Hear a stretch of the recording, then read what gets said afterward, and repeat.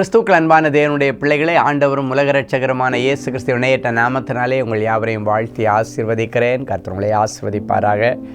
காலையிலேயே எழும்பி உட்காந்துட்டு எவ்வளோ பிரச்சனை எனக்கு தலைமையில் இருக்குது, என்ன செய்ய போகிற ஆண்டவரேன்னு யோசித்துட்ருக்கிறீங்களா?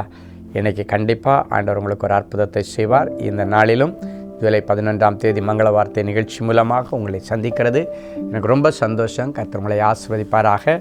எடுத்து வாசிங்க இந்த நாள் மங்கள வார்த்தை. யோசுவா 24:15. நானும் என் வீட்டாரமோ வென்றால் கர்த்தரையே சேவிப்போம்.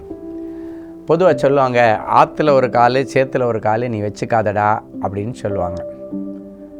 எதுக்கு சொல்லுவாங்கன்னா, ஆற்றுல ஒரு காலம் சேத்துல ஒரு காலில் நீ வச்சேன்னா நீ ரெண்டையும் உருப்படியாக செய்ய மாட்ட, கீழே விழுந்து மடிஞ்சு போயிடுவா. அதனால தான் அப்படி செய்யக்கூடாதுன்னு சொல்கிறாங்க.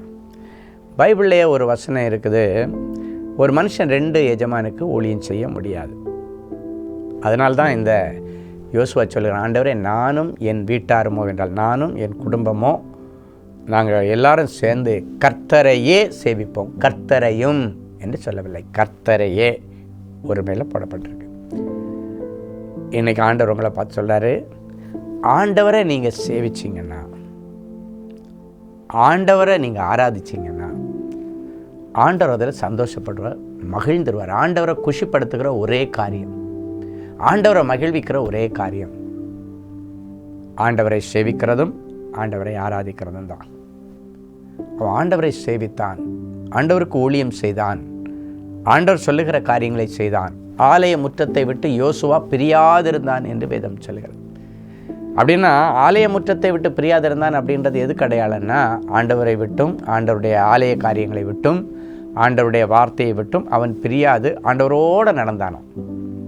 அதனால தான் அவனால் சொல்ல முடிகின்றது, நானும் என் வீட்டாருமோ என்றால் கர்த்தரையே சேவிப்போம்.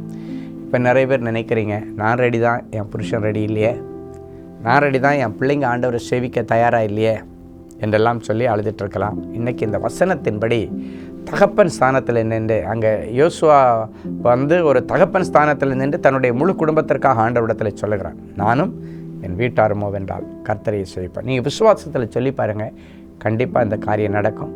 ஒருவேளை நீங்கள் ஊழியம் செய்கிறவங்க பார்க்கலாம், என் பிள்ளை ஊழியத்துக்கு வரமாட்டேன்றான், எனக்கு பிறகு இந்த ஊழியத்தை யார் கண்டினியூ பண்ணுறாங்க எனக்கு தெரியாது.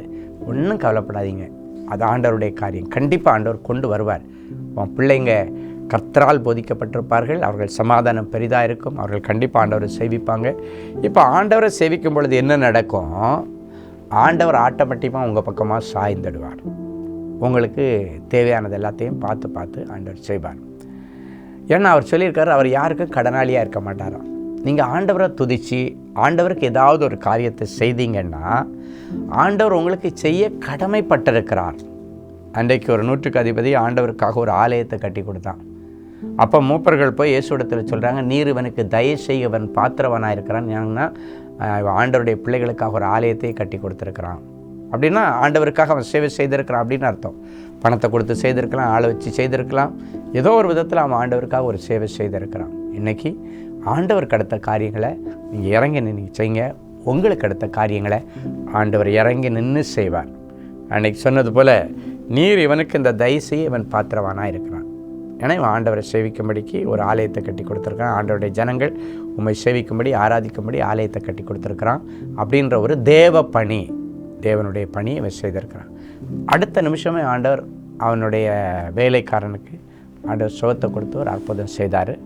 ஏன்னா அவன் ஆண்டவருக்கு செய்த அந்த தொண்டு நிமித்தம்.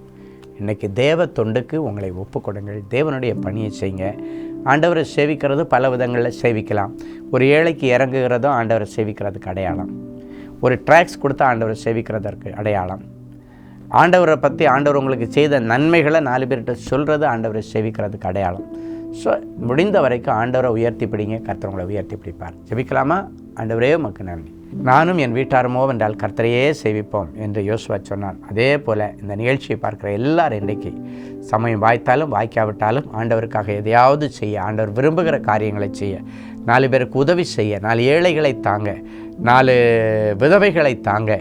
ஆண்டவரே என் பிள்ளைகளுக்கு நீர் அனுக்கிரகம் பண்ணும். அதன் நிமித்தம் யோசுவாவை கானான் தேசத்திலே நிலைநிறுத்தின ஆண்டவர், கானான் தேசத்தின் ஆசீர்வாதங்களை புசிக்க வைத்த ஆண்டவர், என் பிள்ளைகளுக்கும் அப்படியே செய்து என் பிள்ளைகளை நீர் கனம் பண்ணுகிறதற்காய் ஸ்தோத்திரம். இவர்கள் இழந்து போன சகலத்தை மறுபடியும் திருப்பிக் கொள்ளும்படிக்கு கர்த்தர் என் பிள்ளைகளுக்கு அனுக்கிரகம் பண்ணும். யோசுவாவை போல யுத்தங்களை ஜெயிக்கிற ஜெயத்தை தாரும், வெற்றியை தாரும். உலக மாமிசம் பிசாசை ஜெயிக்கிற ஜெயத்தையும் வெற்றியும் என் பிள்ளைகளுக்கு தாரும். என் பிள்ளைகளுடைய எல்லா தோல்விகளை நீ ஜெயமாய் மாறட்டும். இயேசுவின் மூலம் பிதாவே, ஆமென்.